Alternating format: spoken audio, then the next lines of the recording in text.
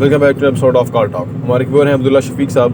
उन्होंने हमारे से सवाल किया है कि आमतौर पे जो दुकानें वगैरह मिल रही हैं उनको बैरिया टाउन के अंदर, बैरिया एन्क्लेव इस्लामाबाद के अंदर, DHA के अंदर, वो कह रहे हैं कि 50 लाख की दुकान है तो उसका किराया लगा हुआ है 15-20 हज़ार मैक्सिमम या 25 हज़ार मैक्सिमम। अब वो कह रहे हैं ऑन दी अदर हैंड मुझे कुछ मॉल्स के अंदर शॉप्स मिल रही हैं जो कि जिनका किराया लगा हुआ है तकरीबन 60-70 हज़ार पर मंथ। 50 लाख की शॉप है, 60-70 हज़ार किराया लगा हुआ है। और मॉल वाले ये भी ऑफर कर रहे हैं कि आपने जब भी रीसेल करना हो आप हमें ही कर दें, हम आपको थोड़ा प्रॉफिट देंगे, ऊपर रीसेल आपसे वापस भी ले लेंगे। तो एक अच्छा रेंटल इनकम भी आपको मिल जाएगा, आपसे रीसेल भी कर लेंगे तो वो भी आपको पैसा वो बचा रहेगा। तो वो कह रहे हैं कि इस सिचुएशन के अंदर मुझे कौन सा ऑप्शन चूज़ करना चाहिए, ज़्यादा फ़ायदा मुझे तो इसी में नज़र आ रहा है जिसके अंदर ज़्यादा मुझे रेंट आ रहा है, ज़्यादा मुझे रीसेल की ऑप्शन भी अच्छी मिल रही है। तो ये बात करते हैं कौन सा ऑप्शन बेहतर है।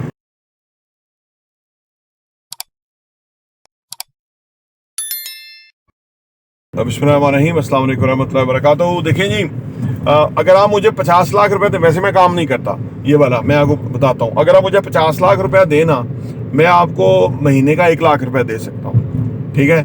और मैं 50 लाख से साल का, मैंने पहले भी बताया था कि 25-30 लाख रुपया भी कमा सकता हूँ, यानी 50% आप देखो वह मैं कमा सकता हूँ। और आपको मैंने 12 लाख रुपया देना है। ये अट्रैक्टिव ऑफर इसलिए होती है, सही है। ये इसी तरह ये है कि जैसे आपको गाड़ी नहीं चलाना आती और आपने अच्छी गाड़ी है, ठीक है ना, आपने 50 लाख रुपए की ली है और आप उसको टैक्सी के तौर पे इस्तेमाल कर रहे हैं, यानी वो अगला मिसयूज कर रहा है, आपकी जो वैल्यू है वो गिर रही है, आपका पैसा डिवैल्यू हो रहा है और आप एक किराया देख रहे हैं कि भाई मुझे वो रेंट मिल रहा है इतना, ठीक है ना। तो लिहाजा ये इसी तरह की चीज़ है।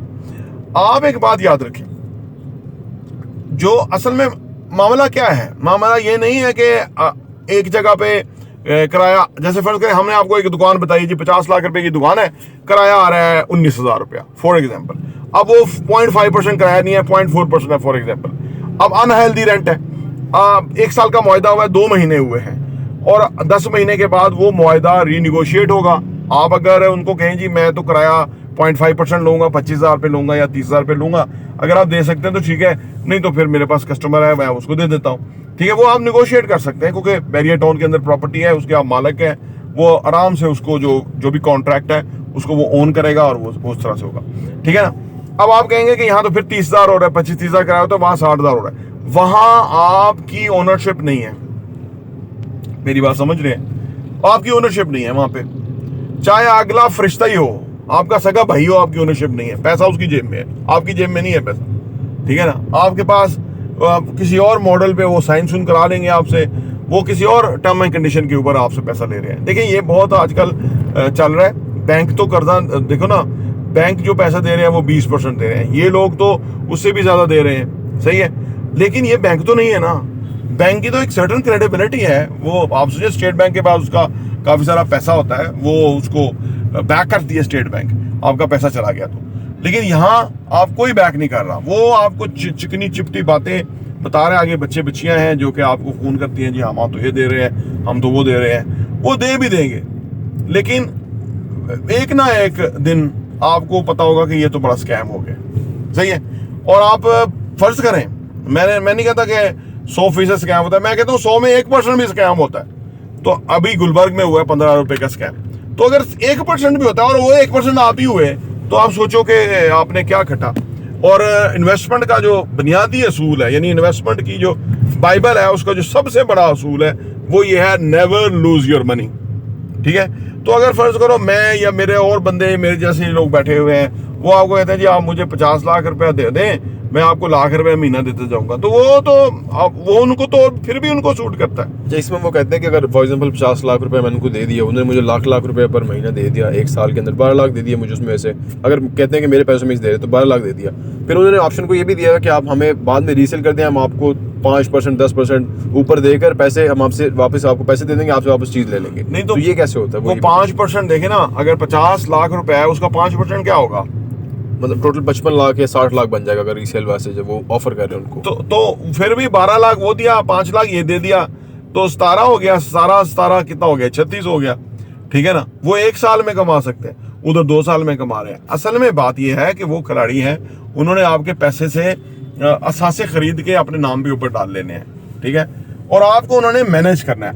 आपने एक ने पैसा दिया, अब दूसरे से पैसा लेंगे, अभी आप हमने अगले दिन जवाब दिया कि वो कहते हैं जी हमने आपको पैसा दिया, अब वो किराया भी नहीं दे रहे, और अब वो कहते हैं जी आप हमें ऐसा करें, इससे डबल हमें आप पैसे मजीद दें, हम आपको पिछले भी सारे क्लियर कर देंगे और आगे भी डबल देंगे आपको। यानी क्या इससे क्या अंधे को भी समझ आती है कि उनके पास पैसे मैनेज करने के लिए नहीं है।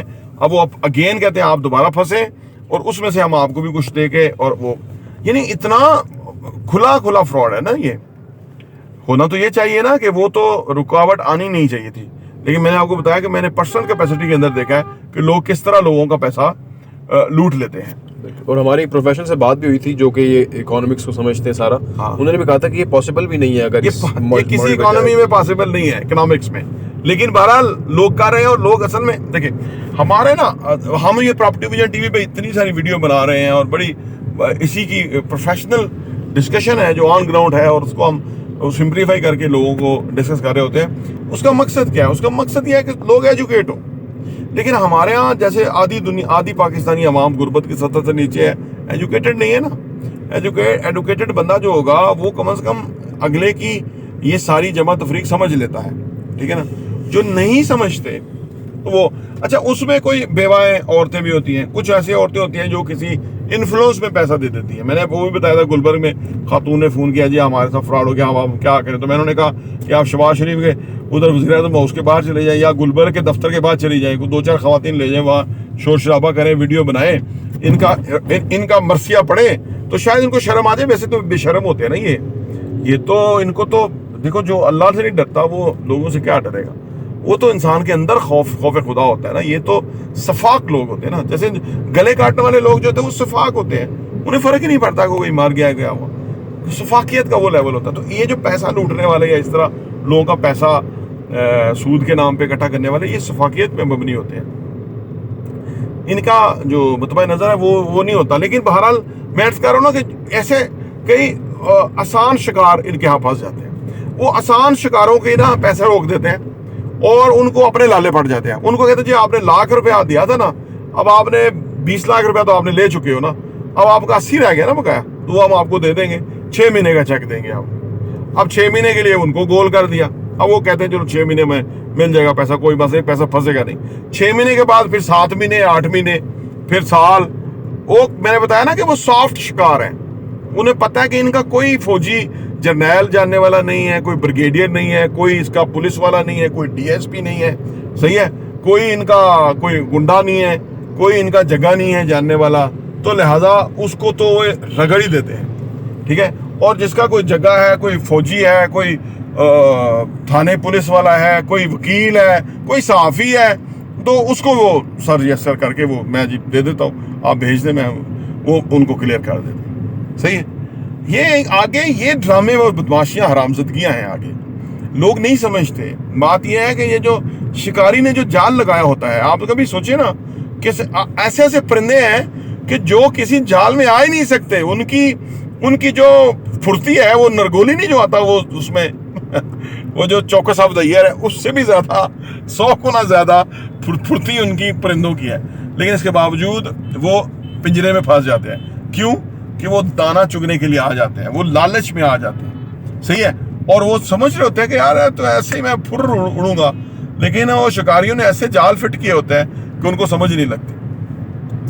तो ये जालों से बचने के लिए ही हमने चैनल बनाया है, सो दैट कि आम आदमी को समझ आए। अगर उसको इतनी अट्रैक्टिव वो चोपड़ियां भी मिल रही हैं और 2-2 भी मिल रही है ना, तो वो समझ जाए यहीं पे कि भाईजान ऐसा तो नहीं होता कि चोपड़ी भी मिले और 2-2 भी मिले, सही है। तो वो समझ जाए। अगर अक्लमंद होगा समझेगा, बेवकूफ डफर होगा तो फंस जाएगा। और वो जो फंसे हुए हैं वो फिर हमें कुछ ना कहे या किसी और को ना इल्जाम दे, किसी को ना इल्जाम दें, किसी ना हुकूमत को, ना किसी अदारे को, ना वो आप खुद लालच में आए। अब आप कहते हैं जी हुकूमत तो है ही चोरों की। हुकूमत का आप उससे क्या एक्सपेक्ट करते हैं आप? अगर ना हो तो ये इस मुल्क के अंदर कोई रूल ऑफ लॉ ना हो जाए। तो ये तो साफ आवे का हवा बिगड़ा हुआ है। सारे गुंडे बदमाश हैं। गरीब आदमी को, जो शरीफ आदमी है, गरीब आदमी है, उसको फांसने के चक्कर में सारे ड्रामे हैं, कहानियां हैं, चक्करबाजियां हैं जी, चलाकियां, होशियारियां हैं, सारे सेटअप हैं, सारे इस तरह के ड्रामे क्रिएट किए हुए हैं, जाल बनाए हुए हैं जिसके अंदर लोगों को फंसाना है। और लोग कई बने बनाए बेवकूफ़ हैं, वो फंस जाते हैं, अरबों रुपया दे के चले जाते हैं। तो बहरहाल आपने अगर इस सूरत हाल से बचना है तो वो आपका अपना प्रेजेंस ऑफ माइंड है, आपकी अपनी रिसर्च है, आपकी अपनी जो है ना एक स्ट्रीट स्मार्टनेस है, तो आप बच जाएंगे। अदरवाइज आपके पास पैसा होगा तो ये तो गिद्ध आपके ऊपर ऐसे झपटेंगे कि आपको समझ ही नहीं आएगी और आप उस जाल में फंस चुकेंगे और बाद में जाके आपको एहसास होगा।